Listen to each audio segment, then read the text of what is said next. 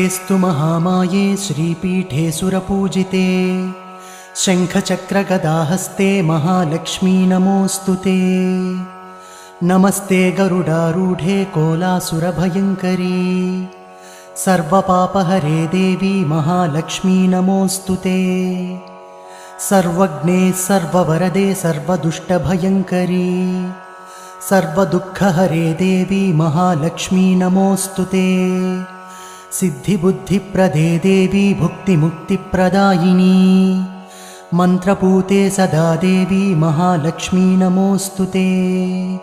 आद्यन्तरहिते देवी आदिशक्तिमहेश्वरी योगज्ञे योगसम्भूते महालक्ष्मी नमोऽस्तु ते। स्थूलसूक्ष्ममहारौद्रे महाशक्ति महोदरे महापापहरे देवी महालक्ष्मी नमोऽस्तु ते।